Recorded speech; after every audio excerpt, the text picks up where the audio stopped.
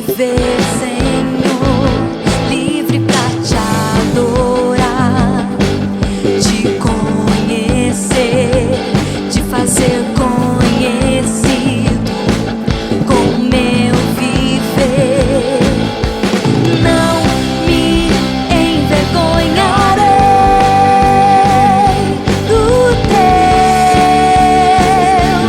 imenso amor. Não me envergonharei do teu imenso amor.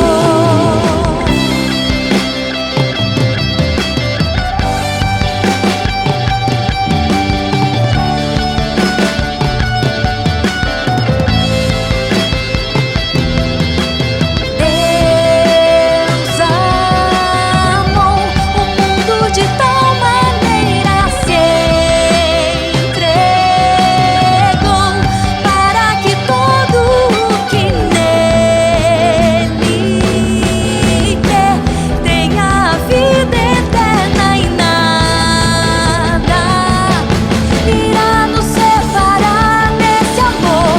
Deus amou o mundo de tal maneira, se entregou para que todo o que nele crê tenha a vida eterna, e nada irá nos separar desse amor. Não me envergonharei desse amor.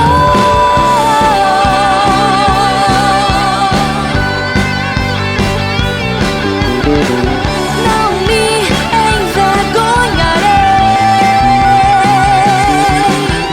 Não me envergonharei do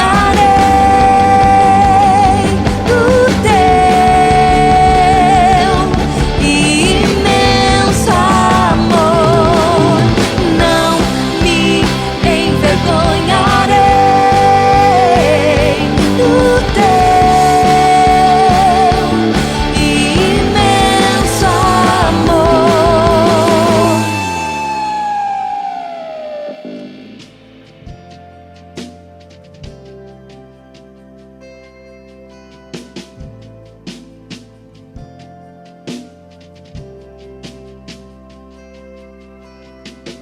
Há uma graça se estou em meio ao fogo, outro caminho se nada me restou. Quando olho o que fez em mim, onde estava aí, onde estou aqui, eu sei, sozinho não estarei. Havia um outro na fornalha, andando junto a mim. Havia um outro em meio às águas, fazendo o mar se abrir. E se preciso ser lembrado, como fui liberto em ti, há uma cruz que mostra o preço que Jesus pagou por mim. Há um outro na fornalha,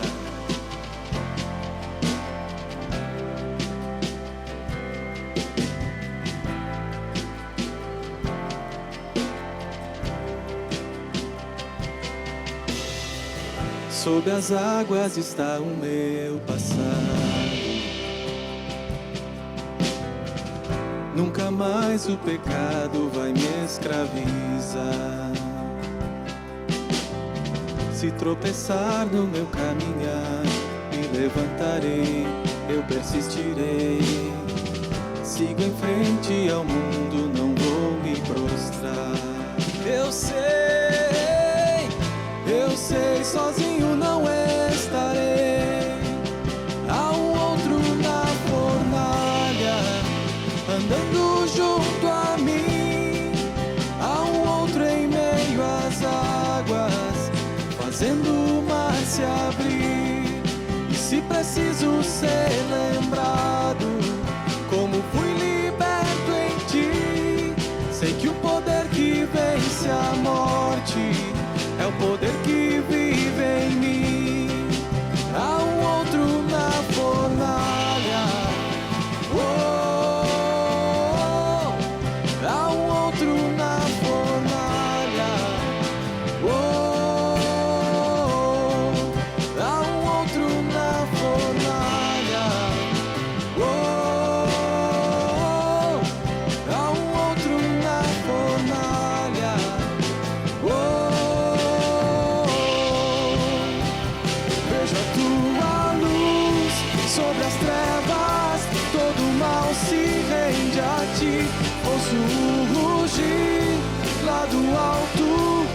presença está aqui.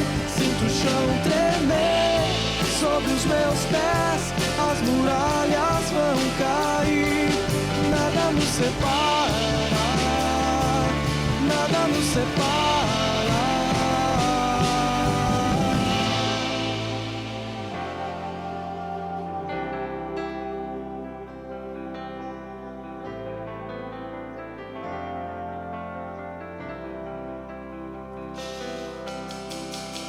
Não há nome igual ao nome de Jesus. O que era, que é e para sempre será. Mesmo que não saiba o que virá, sei que tua verdade não falhará. Eu sei, sozinho não estarei. Eu sei, sozinho não estarei. Haverá outro na fornalha, andando junto a mim.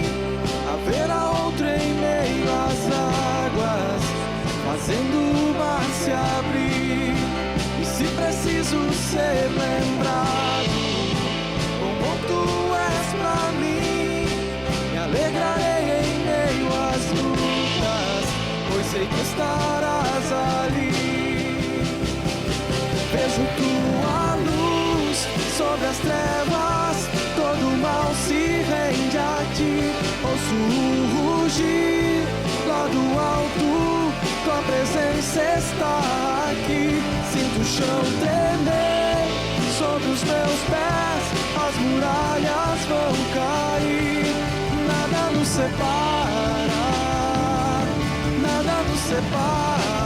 Haverá outro na fornalha, andando junto a mim. Haverá outro em meio às águas, fazendo o mar se abrir. E se preciso ser lembrado, quão bom tu és pra mim, me alegrarei em meio às lutas, pois sei que estarás ali. Me alegrarei em meio às lutas, pois sei que estarás ali. Me alegrarei em meio às lutas, pois sei que estarás ali. Me alegrarei em meio às lutas, pois sei que estarás ali. Me alegrarei em meio às lutas, pois sei que estarás ali.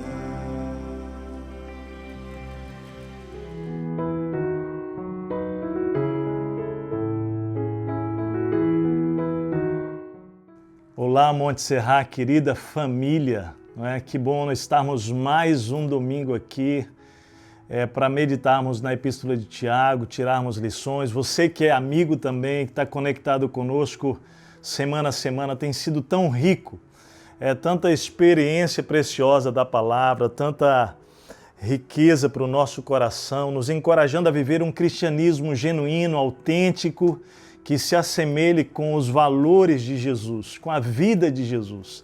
E hoje a gente tem muita expectativa porque vamos falar sobre a grande luta que nós vivemos diariamente, com guerras, com contendas, e quero chamar você então para meditar em Tiago capítulo 4, e eu vou ler 12 versículos preciosíssimos, e daqui vamos conversar, refletir, tirar lições para a nossa vida prática, para que possamos realmente encarar este mundo, os desafios da nossa jornada relacional, espiritual, da nossa jornada como família, nas nossas relações interpessoais, de acordo realmente com a palavra de Deus.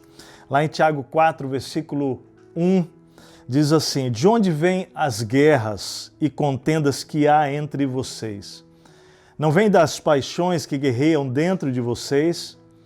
Vocês cobiçam coisas e não as têm, matam, e invejam, mas não conseguem obter o que desejam. Vocês vivem a lutar e a fazer guerras. Não têm porque não pedem. Quando pedem, não recebem, pois pedem por motivos errados para gastarem seus prazeres. Infiéis, Vocês não sabem que a amizade com o mundo é inimizade com Deus? Quem quer ser amigo do mundo faz-se inimigo de Deus. Ou vocês acham que é sem razão que a Escritura diz que o Espírito que Ele fez habitar em nós tem fortes ciúmes? Mas Ele nos concede graça maior. Por isso diz a Escritura: Deus se opõe aos orgulhosos, mas concede graça aos humildes. Portanto, submetam-se a Deus, resistam ao diabo e ele fugirá de vocês. Aproximem-se de Deus e ele se aproximará de vocês. Pecadores, limpem as mãos e vocês que têm a mente dividida, purifiquem o coração.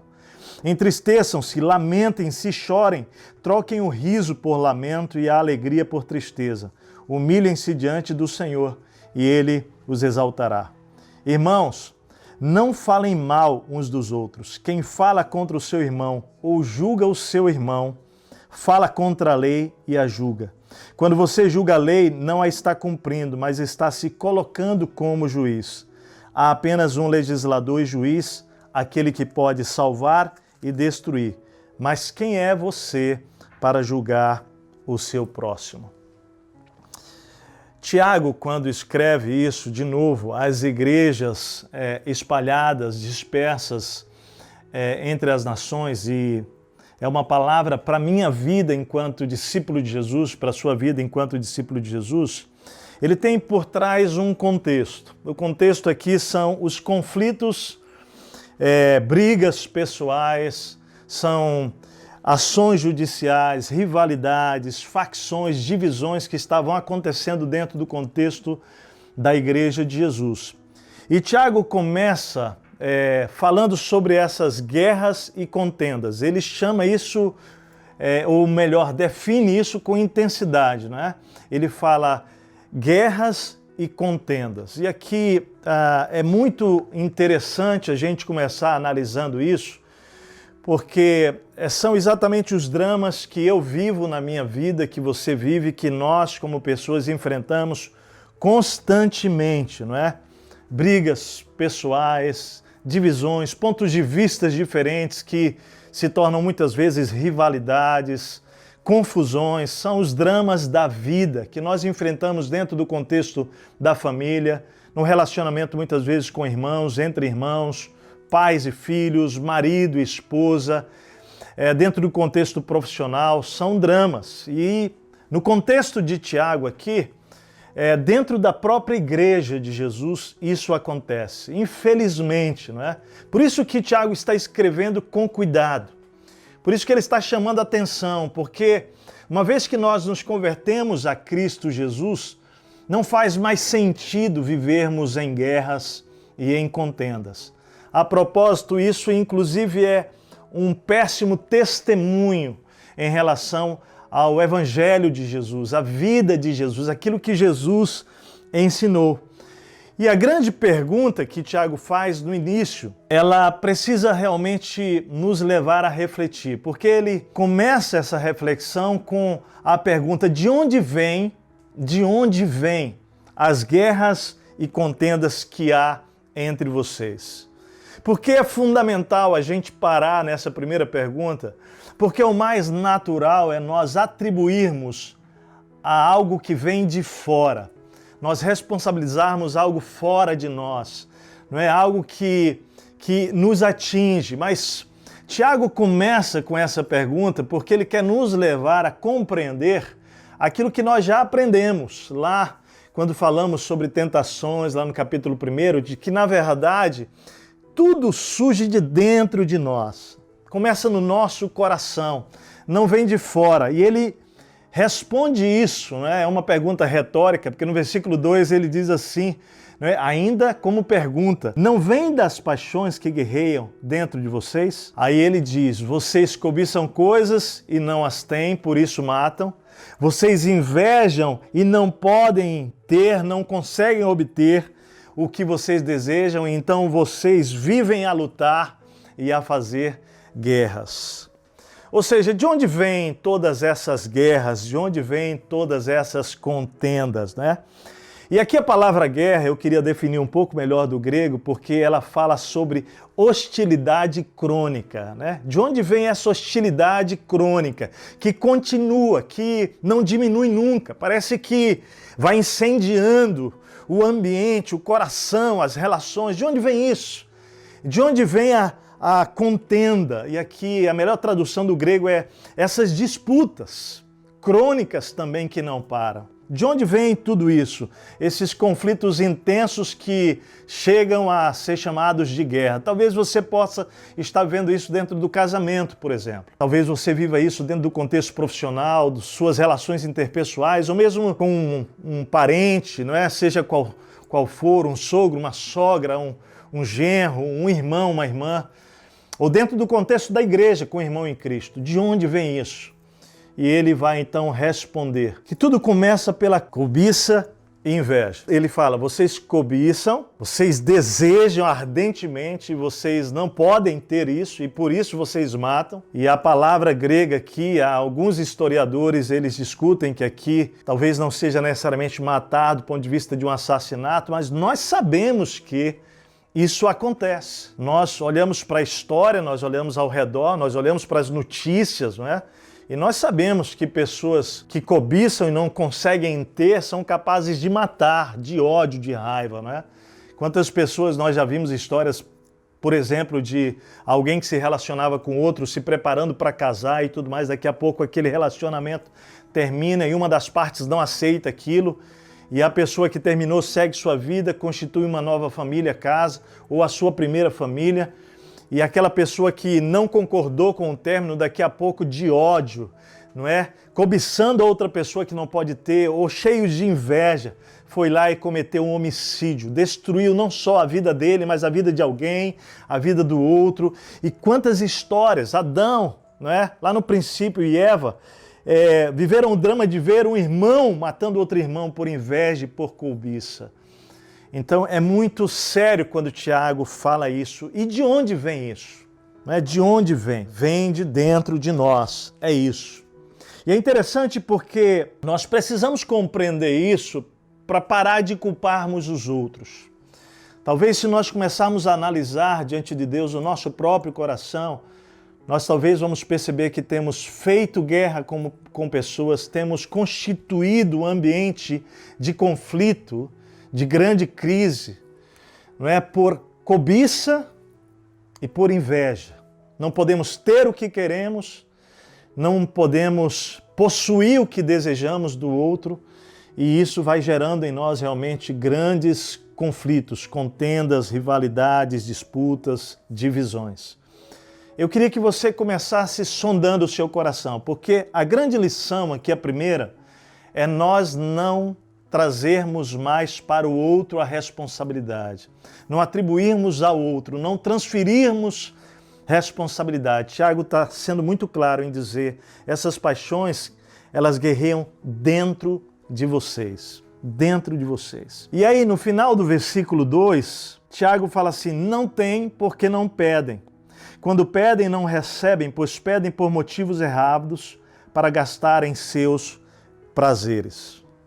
E aqui, ao invés de pensarmos e considerarmos que Tiago está dizendo o seguinte, olha, na verdade que vocês cobiçam, que vocês invejam, vocês não têm porque vocês não pedem a Deus, não é isso que o texto está dizendo. Tiago está falando aqui de uma crise espiritual no meio da igreja.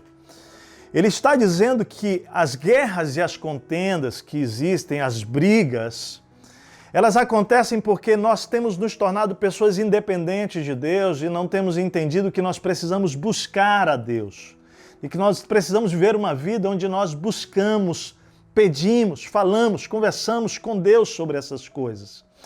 Então, amados, Tiago está dizendo da crise espiritual no meio da igreja, onde muito das guerras e contendas é porque nós temos vivido uma vida autônoma. Nós estamos focados em nós temos buscado realmente a nossa própria vida. A propósito, uma das coisas importantes nós entendemos que acontece no cristianismo, no encontro com Cristo Jesus, é que até Cristo Jesus nós somos o Homo sapiens, né? O homem sabedor.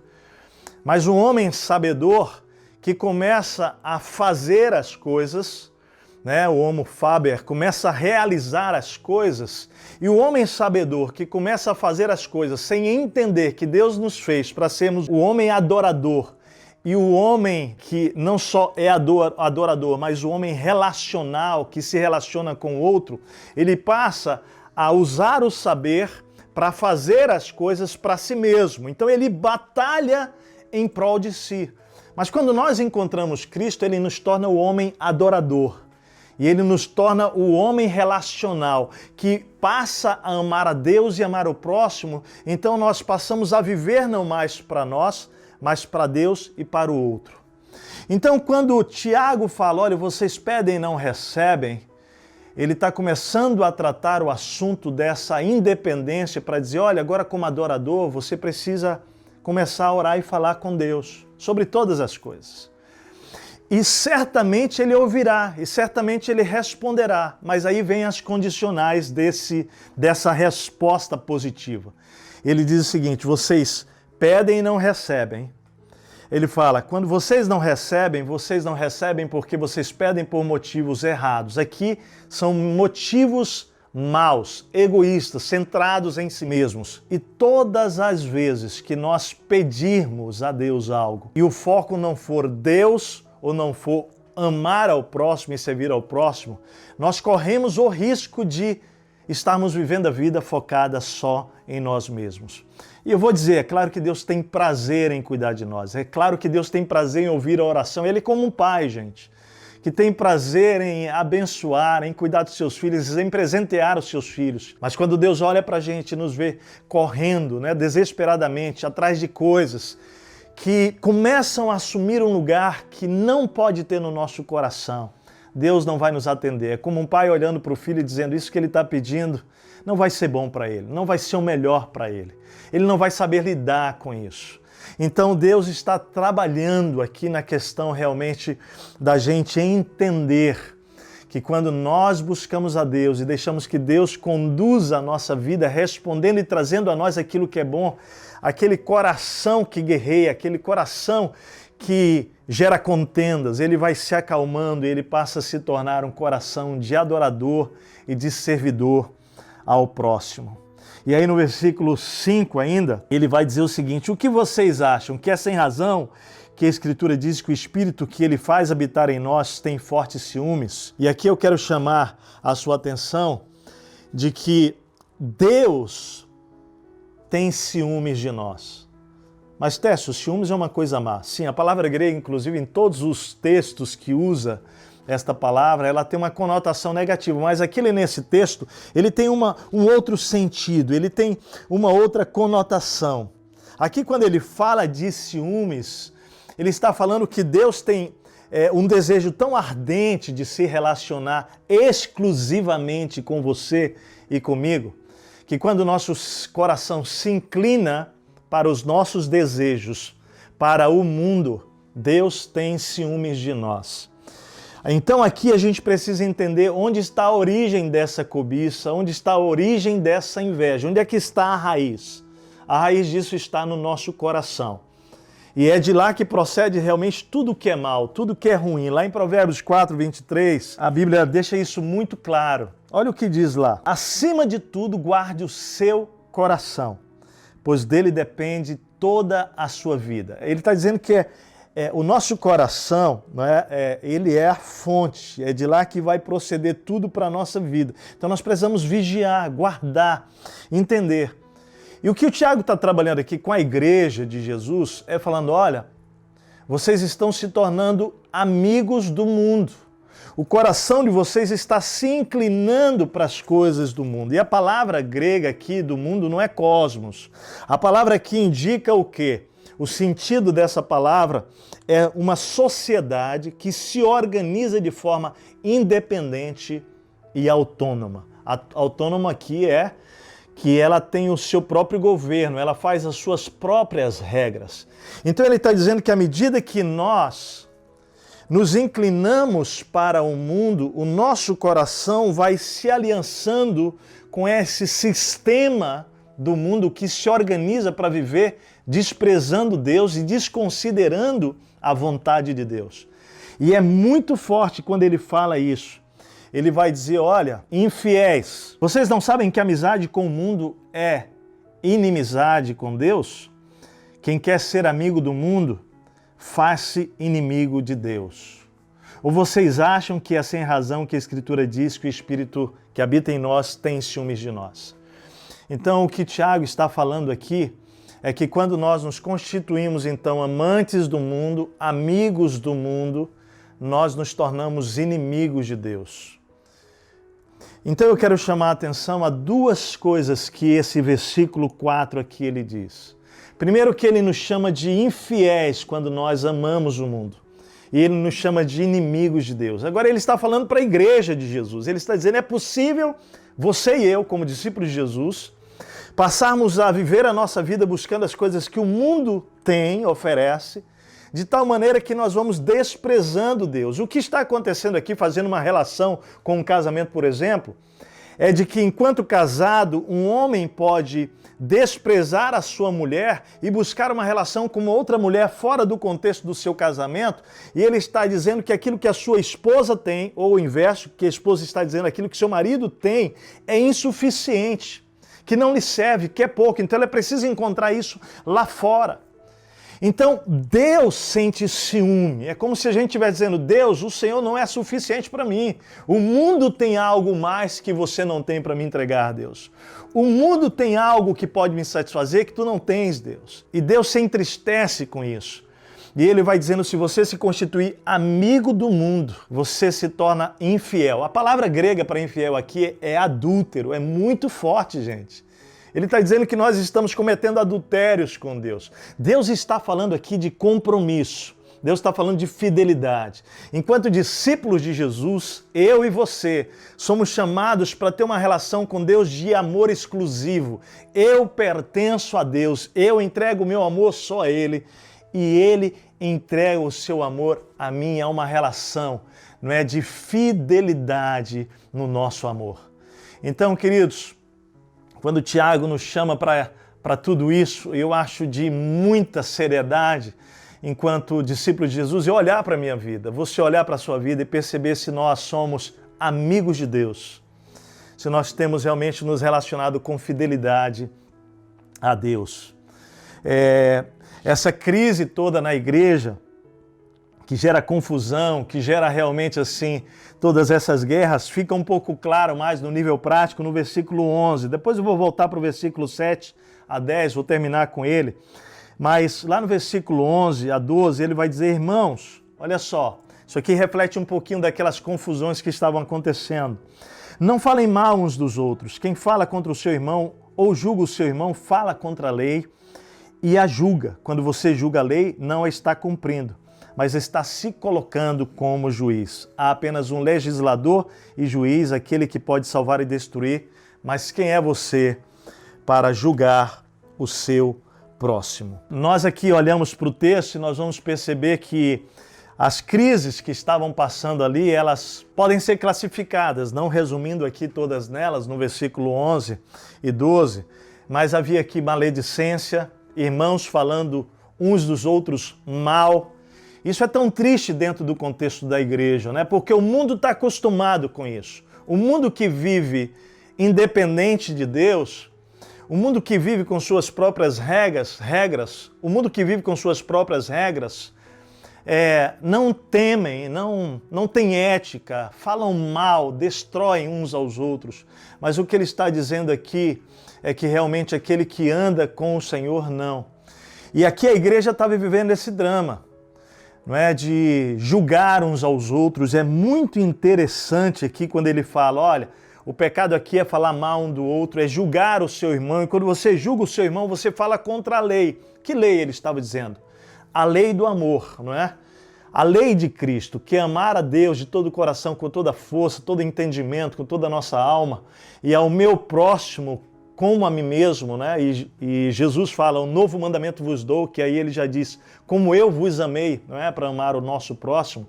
Ele está dizendo que quando nós falamos mal, julgamos o nosso irmão, nós estamos indo contra a lei do amor, contra a lei de Cristo. E nós estamos dizendo que nós não consideramos essa lei boa. Por isso nós criamos a nossa própria lei. Ela é incapaz. Nós julgamos a lei imperfeita e incapaz realmente de trazer justiça. E vamos tentar fazer a justiça com a nossa própria lei, assumindo uma posição de juiz. E Tiago diz, não faça isso. Não faça isso. Não cabe a você julgar. Não cabe a mim julgar o meu irmão. Não cabe a nós julgarmos uns aos outros. Só Deus, Ele é o legislador. Eu tenho dito isso, Ele é quem age com justiça, Ele é quem julga com justiça, né? Que Deus tenha misericórdia de nós, não é? Que nós guardemos o nosso coração de julgar uns aos outros na igreja, de julgarmos as nossas autoridades, de julgarmos os nossos irmãos, nós julgarmos os nossos colegas, vizinhos, maridos, que Deus nos guarde disso, não é? Porque o que ele diz aqui é, quem é você para julgar o seu próximo? Na verdade, todos nós somos pecadores.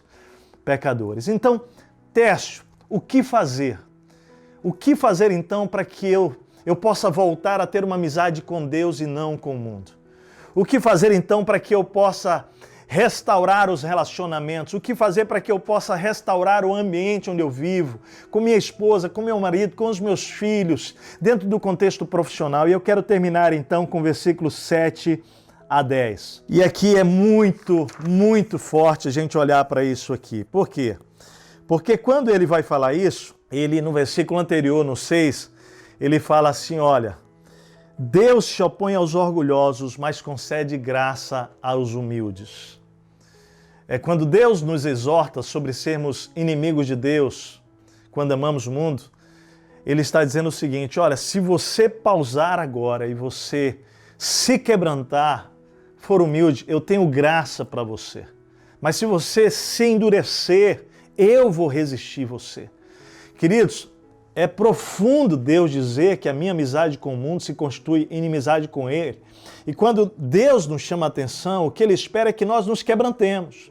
É como uma esposa que falou ao marido que está se voltando para fora com seu coração, dizer para ele, por favor, não faça isso. Ao invés de ele se arrepender e ser humilde e vai encontrar graça dessa esposa, não é? Ou desse marido, endurece o coração e é orgulhoso. E muitas vezes Deus nos chama a atenção e nós somos orgulhosos. E o texto diz que Deus nos resiste. Isso é doloroso. É pensar que eu estou me aproximando de Deus, mas sem querer deixar de amar o mundo. E Ele vai dizer, opa, peraí. Mas quando eu tenho humildade e confesso que eu tenho amado o mundo e diz, Deus, mas eu quero voltar o meu coração para Ti, Ele me acolhe, sem resistência, mas Ele concede graça. Então eu quero te dar o caminho agora para você realmente voltar a sua amizade com Deus e restaurar, consequentemente, a sua amizade com aqueles que estão à sua volta. Versículo 7 ele diz, portanto, submeta-se a Deus. Tudo começa com a obediência. Nós temos estudado sobre a palavra, sobre viver a palavra, sobre não apenas ser um ouvinte, mas praticante. Tudo começa por aqui. Se nós decidimos obedecer à palavra de Deus e obedecer a Deus, nós vamos então voltar a esse relacionamento de amizade com Deus. Ele diz, resista ao diabo. Deixa eu dizer uma coisa para você, sabe como é que o diabo nos atrai? Não é chegando diretamente conosco e falando um plano dele estratégico de destruição, não, ele nos oferece o mundo. O mundo é a oferta do diabo para que o seu coração se distancie de Deus. Abre os teus olhos para isso. E ele diz, resista ao diabo. Quando você resiste ao mundo, você está resistindo ao diabo. Ele diz assim, versículo 8, aproxime-se de Deus. Pecadores, limpem as suas mãos. Então aqui você precisa decidir se achegar a Deus. Você talvez diga, Teste, mas do jeito que eu estou muito, minha vida está quebrada, eu feri Deus, eu estou machucado, eu sei que eu ofendi Deus. Pode chegar a Deus, pode se aproximar como você está, porque Deus tem prazer em nos perdoar, nos receber, como o Pai recebeu o Filho pródigo. Né? E se você nunca andou com Deus e você já pensa assim, olha, pastor, eu já fiz de tudo, não é porque a gente classifica aqueles pecadões, não é? Para Deus é tudo a mesma coisa, mentir ou matar, roubar ou adulterar. Para Deus é tudo a mesma coisa, gente. Não tem pecadinho e pecadão. Pode vir até Ele, pode buscá-lo e Ele realmente vai acolher você. Pode ter certeza. Ele fala assim, olha, limpem as mãos. E aqui ele está falando sobre nós nos purificarmos nas nossas atitudes. Ele diz, vocês que têm a mente dividida, purifiquem o coração. Aqui ele está falando de motivação, né? De nós não termos lealdade a duas coisas, lealdade ao mundo e a Deus. Não existe lealdade ao mundo e lealdade a Deus. Vocês precisam purificar o coração. Entristeçam-se, lamentem-se e chorem. Troquem o riso por lamento e a alegria por tristeza. Tiago aqui está nos ensinando, querido, que nós precisamos parar de rir como se as coisas estivessem bem, não é? Aqui nós precisamos nos quebrantar, nós precisamos chorar, nós precisamos nos humilhar, nós precisamos ver a distância que estamos de Deus por amarmos o mundo. E porque isso tem trazido consequências de guerras e contendas à nossa volta. E ele termina dizendo, humilhem-se diante do Senhor. A humildade precede a vitória, diz isso em Provérbios, e o orgulho precede a ruína, precede a queda. Eu quero terminar então te dando as promessas de Deus. Você entendeu aqui os passos, tudo começa por mim, tudo começa por você. Você não rompe com guerras, com contendas, com divisões, com rivalidades, esperando que comece no outro. Vamos fazer nós esse caminho, submeter-nos a Deus, resistirmos ao diabo, nos aproximar de Deus, chorar, nos quebrantar, limpar nossas mãos, purificar nosso coração, nos humilharmos. Tudo começa por mim e por você. Mas olha as promessas, 3 promessas que eu quero deixar para você, se você decidir hoje dar esses passos que nós lhe propomos pela palavra. Ele diz assim, resista ao diabo e ele fugirá de vós. A primeira promessa é que se você fizer esse caminho, o diabo fugirá de você. Ele vai correr de você. Se tem uma coisa que o diabo tem é medo de pessoas que voltam-se a Deus, que buscam a Deus, que se aproximam de Deus, que se humilham diante de Deus. Ele sabe que contra essas pessoas ele não tem vitória. Você pode crer que essa é a primeira promessa, o diabo fugirá de você. Segundo, o texto diz, aproxime-se de Deus e ele se aproximará de você. Deus virá até você. Ele vai se aproximar, ele vai voltar à face dele. É isso que significa. Aproximar-se de mim e de você é o Senhor voltando à face que estava virada, porque nós estávamos andando em orgulho, ele estava resistindo, mas agora ele volta a face para você. Ele olha nos seus olhos, ele dá as mãos, ele traz você para perto. É promessa de Deus para você. Em terceiro lugar, o diabo fugirá de você, o Senhor se aproximará de você, Deus exaltará você. Deus é quem vai fazer você crescer. Deus é quem vai fazer você ter vitória. Deus fará isso, seja na sua família, seja no contexto profissional, seja no contexto de igreja, seja no seu contexto relacional, a vitória virá dele. Ele vai exaltar você. Ele tem alegria em fazer isso. Que bênção, gente, que privilégio estudar a palavra e ver tantas lições. Nós queremos ser discípulos de Jesus que vivem esta vida, né, que está na palavra e que vão colher os frutos dessa palavra.